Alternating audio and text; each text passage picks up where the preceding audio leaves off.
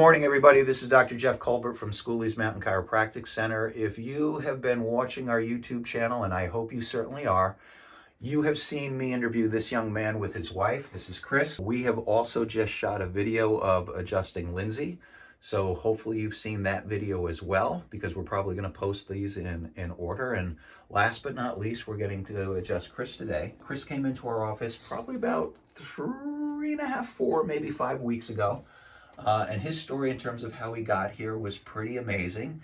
If you've seen the interview, he's been praying over chiropractic, and he had a vision and a dream where an angel came, and the angel basically appearance was an old chiropractor where I used to work literally right down the road from that chiropractor's clinic, Dr. Ripley's clinic in Warren. And so we started to have a conversation. I just felt goosebumps all over my body as we were talking. And I knew the good Lord put Chris in my hands for a specific reason. But as I love to tell people, not only do you come into my world so that I can help you, but Chris has come into my world so he can help me. So it's a symbiotic relationship. We're getting along famously. Chris came in with basically left-sided aches and pains from the left side lower back, the leg, the neck, the mid-back, the shoulder. He's making great progress, just like his wife Lindsay is. And so we're going to adjust him today. And you're going to get to see how we're adjusting Chris and what goes on with when it's primarily left side of the body. And we're going to take care of him from top to bottom, stem to stern. So Chris, welcome to the practice today. I'm going to have you lay down on your back and we're going to get started.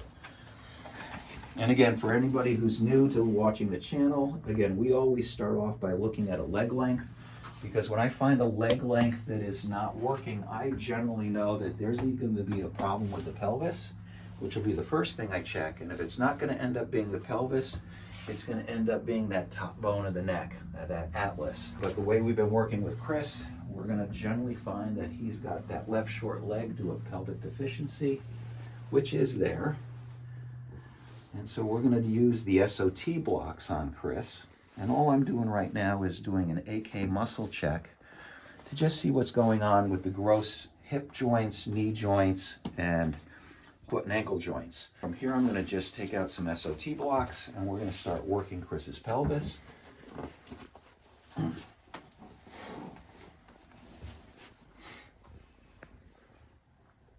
And again, just as we do with everybody when we're blocking pelvis, we're going to work this sartorius muscle with a technique known as origin and insertion technique. And this is just to help to tone the muscle that goes from the pelvis to the knee, just to start to anchor it into a better position. And over time, as this muscle gets stronger and stronger, this pelvis will start to lock out. One of the things that you may have noticed, that his left short leg is about 1/4 of an inch short when we got started today. When Chris came in, that was originally about 3/4 of an inch shorter. So in a short period of time, this pelvis is slowly starting to shift, get back into a more normal position. And the next thing we're going to check with Chris is we're going to check his psoas muscles. Hold here, I'm pushing down. Chris, you're holding up. Nice and solid. Now the reason why with Chris we're checking the psoas muscles, because when he came in, not only was his, the whole left side, but one of the things that was going on, there's a muscle called the psoas muscle, which runs from the lower back, attaches at that SI joint, ends up into that inner hip and groin. And that was allowing that hip to be a little wobbly, affecting what was going on from the back to the hip to the knee down into the foot and ankle region.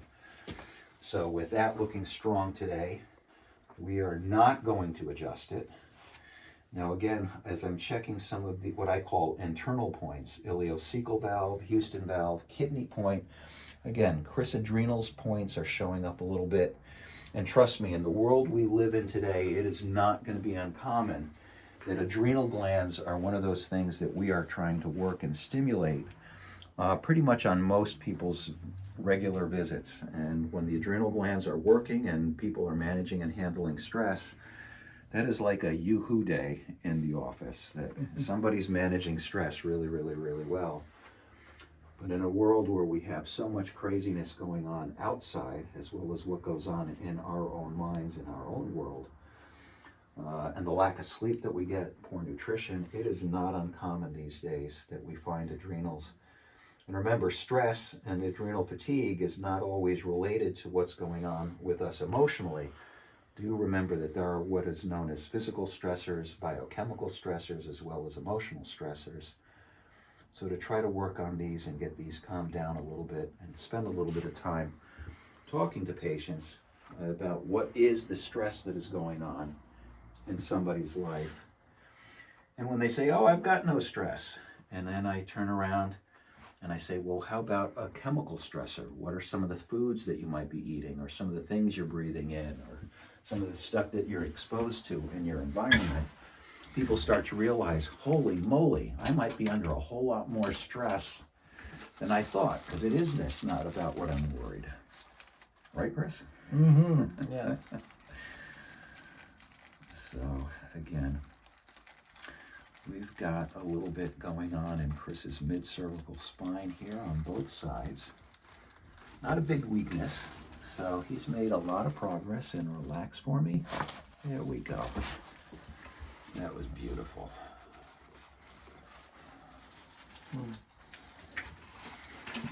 We are going to give a little tweak. There you go.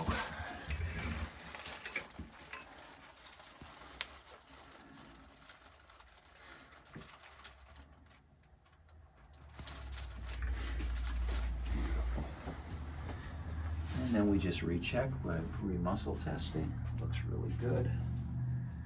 Now, one of the other things that has been going on with Chris is Chris has a little bit of a left shoulder. So right now, hold on, pushing down. So we start with the right shoulder. So I know that, okay, I know what strong is for this young man. Now, come back over to the left shoulder, check to see if it's in its socket. And if you notice, he's holding relatively strong, but there's that slight little give to it. So he's got that little bit of shoulder that's a little bit off. Now, when Chris first came in, he could not hold that arm up at all. So the fact that he's got, I'd say probably about 95% of that strength in that muscle there, shoulder holding in, it's looking real good, but it has that little bit of slide because the shoulder joint comes down and forward.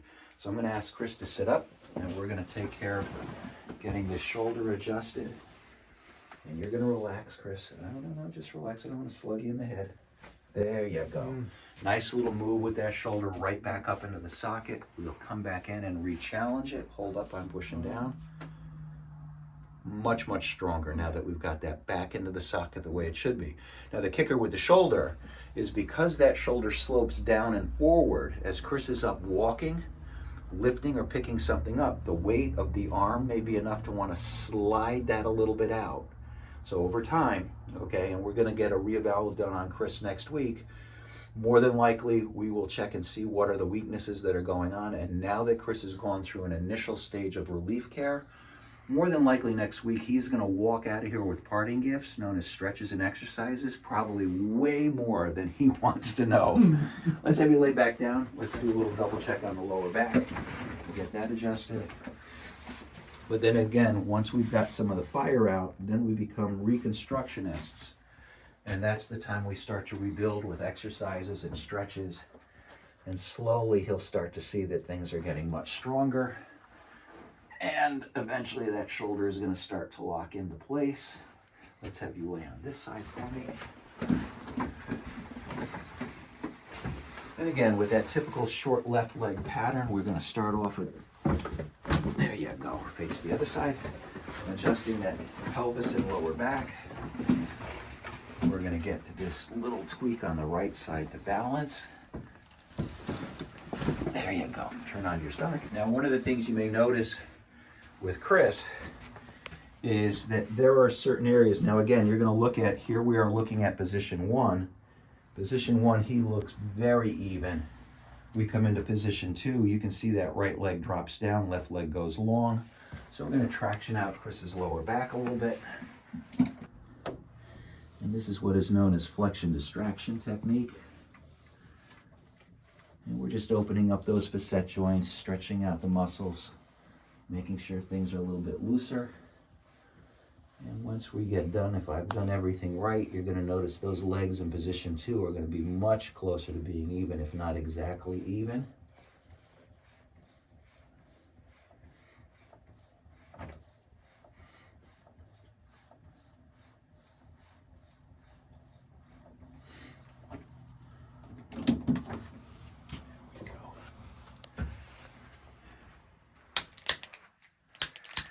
This is just utilizing the activator to, again, open up those facet joints, make sure those are free as we've stretched them out. We're going to work a little bit of a tight muscle here in that mid-lower cervical lumbar spine, rather. Feels good when it gets stretched, right? Mm-hmm. Yeah. There we go. Feel that relax? Mm-hmm. There we go. Now, if I've done everything right, Boodle magic, right? There we go. Position 1 and position 2, he looks really, really good. Now, we're going to come in. And the last thing we're going to do is work on this little area of the middle back. Now, the thing you noticed is Chris's shoulder drooped a little bit in the socket. There is a reaction that will occur where this shoulder blade tugs and pulls in a little bit. So when it's up and in, shoulder blade comes straight. When it comes down and in, this little muscle in through here, some of these rhomboid muscle fibers get a little bit tight, and it starts to squeeze and jam in that area of the middle back. So we're going to ask Chris to breathe in. He's going to breathe all the way out. There we go. Now, the other thing you may notice is that if you compare videos, Lindsay to Chris, okay, Lindsay hasn't been adjusted as long as Chris, and so things are still moving with her. And if you notice, her adjustments were a little bit louder than Chris's are. Chris has been under care a couple of weeks longer than Lindsay. Things have gotten a little bit more adjusted. And as the adjustment gets going and bones are moving more into a relatively normal position, there's less pressure that builds. So over time, we should be hearing less noise. And it's more of a little subtle move. And you can feel the vertebra move, but not necessarily hear all the release of the nitrogen gas that builds in that joint. So over time, where everybody tunes into chiropractic video, and I just have to hear that loud noise. Well, in the beginning, that's great because that's releasing a ton of pressure.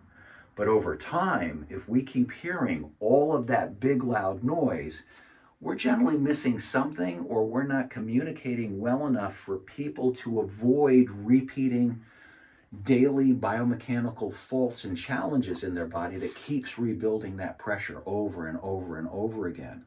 So ultimately, when you come in and it's really loud and it's like a bang and a bazillion things will release, over time we want to hear that noise come down, and we don't want to have a bazillion things releasing at once. We just want that one specific vertebra to move at that particular time. So at this stage of the game, Chris is doing far better with that in the lower back, and in that middle back, still a little bit tight up into the neck area. And obviously with that little bit of shoulder, you could hear more of those things being adjusted.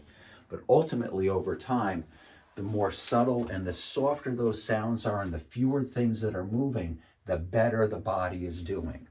So if you're looking at a chiropractic video and you're not hearing a lot of noise, that's actually a good thing.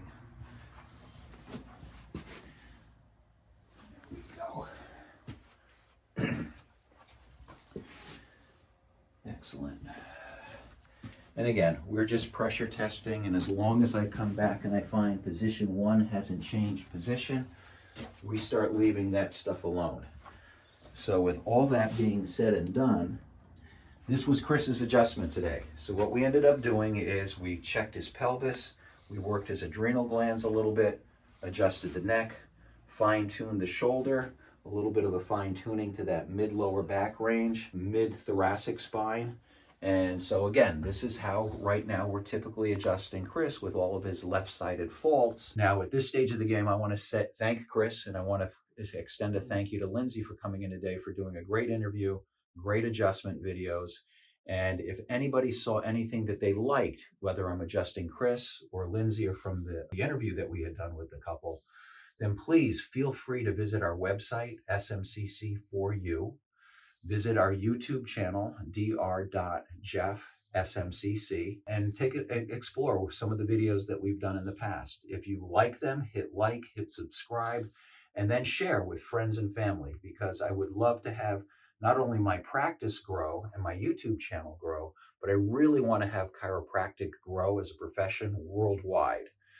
Because it is a drugless and surgery-less healing art where we heal with our hands. So I like to think that Schooley's Mountain Chiropractic is uniquely different, where we are the leader in alternative healthcare.